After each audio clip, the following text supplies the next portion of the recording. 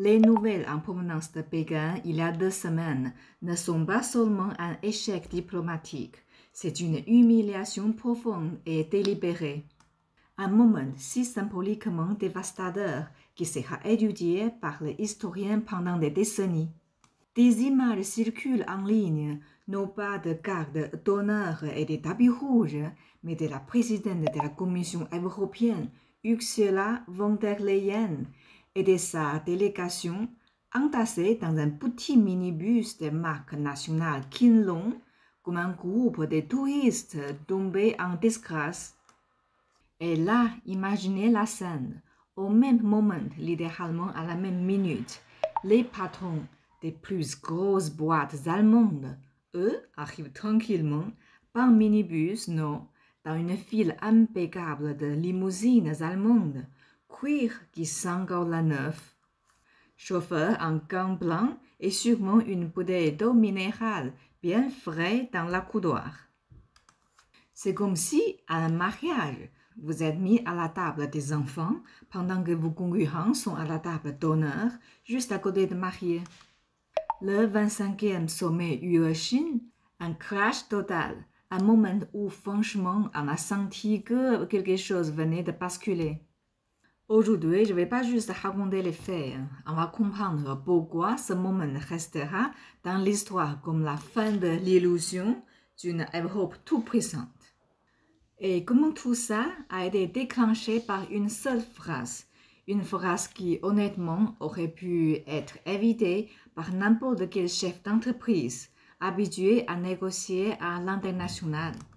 À l'arrivée, pas de limousine blindée, pas de garde d'honneur, pas de team, juste un minibus et un fonctionnaire intermédiaire. Vous imaginez, c'est comme arriver chez un client stratégique. Au lieu d'être accueilli par le directeur général, on vous envoie un stagiaire de 2e année. Mais le plus fou, c'est qu'ils ne sont pas calmés pour autant. Ils ont sorti un ultimatum en 3 points. La Chine doit couper avec la Russie. La Chine doit ouvrir ses marchés les plus protégés à la concurrence européenne. Et elle doit suivre les normes occidentales sur les droits de l'homme.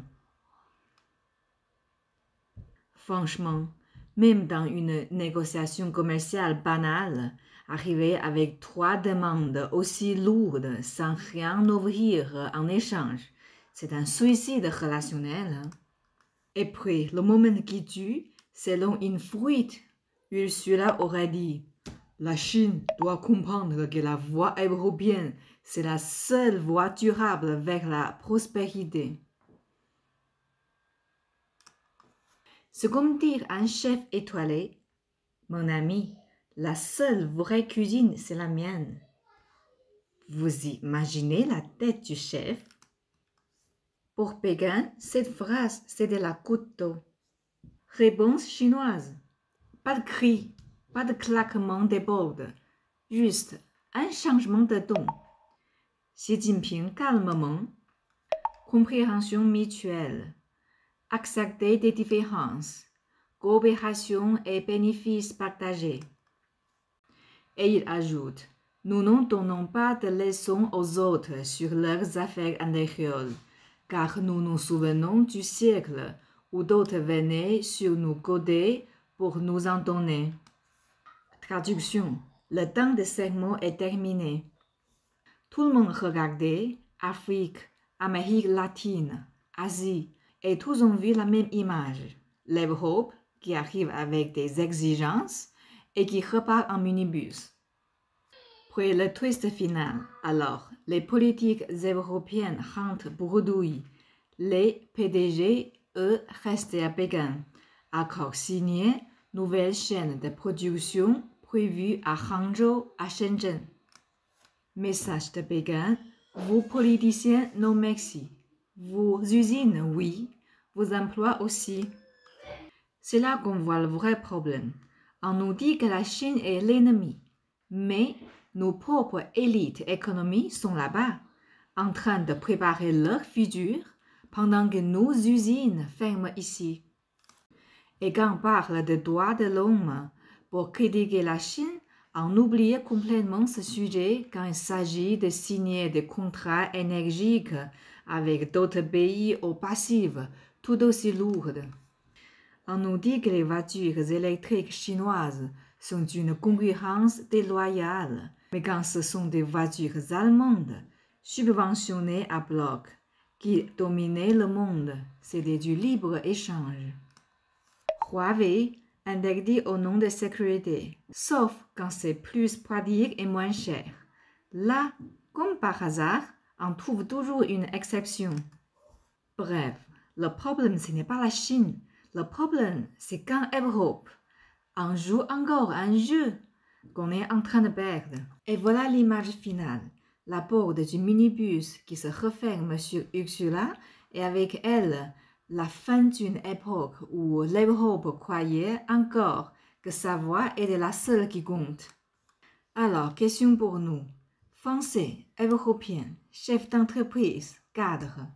Est-ce qu'on continue à laisser nos intérêts être présentés par des gens qui confondaient arrogance et influence? Ou est-ce qu'on admet que le monde a changé et que dans ce nouveau monde, ignorer la Chine, c'est se priver de son futur? Parce que, soyons honnêtes, ceux qui sauront travailler avec elle auront une longueur d'avance. Les autres, ils resteront sur le quai à regarder passer le train. Après tout ce que vous venez de voir, vous savez à quel point comprendre la Chine n'est plus une option. Mon objectif, c'est simple, que vous soyez dans la limousine, pas dans le minibus. Salut à tous les entrepreneurs. Je m'appelle Xue, directrice de Pop Chinois Xue ici en France. Depuis plusieurs années, j'accompagne des entreprises francophones pour mieux comprendre, mieux communiquer et mieux réussir avec leurs partenaires chinois. Mon rôle, éviter à mes clients des erreurs qui coûtent cher, malentendus culturels, négociations ratées, contrats mal compris, et à l'inverse, les aider à construire des relations stratégiques, durables et sincères avec la Chine. J'ai vécu, étudié et travaillé entre Europe et la Chine pendant près de 20 ans. J'ai aidé sur le terrain, au cours des négociations, dans les usines, sur les salons internationaux. Parfois, j'étais interprète, mais surtout la passerelle entre deux visions du monde. Parce qu'un mot mal choisi, une phrase mal placée, pour faire capoter un contrat, ou au contraire, un petit geste bien compris, une phrase adaptée pour ouvrir des portes incroyables. Aujourd'hui, je partage tout ce que j'ai appris avec les entrepreneurs francophones, motivés, curieux et respectueux, qui veulent avancer main dans la main avec la Chine. Et que si vous vous reconnaissez dans cette description, vous êtes au bon endroit.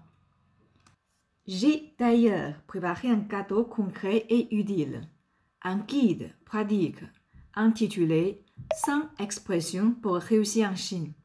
Ce n'est pas un livre théorique, des phrases simples, venues du terrain, utilisables dès demain, même sans parler chinois, pour créer la confiance, éviter les malentendus et poser des bases d'un vrai respect réciproque. Le lien est juste en dessous de cette vidéo. Téléchargez-le maintenant parce que vos concurrents, eux, peut-être sont déjà en train de lire. Prenez un instant pour y réfléchir. Ce n'est pas une course, ce n'est pas une pression, mais le monde de demain, il se prépare aujourd'hui. Et ceux qui tentent la main, qui écoutent, qui apprennent, auront toujours un temps d'avance. Je vous souhaite de belles opportunités, une excellente santé et surtout la relation avec la Chine qui soit durable, humaine et prospère. À très bientôt.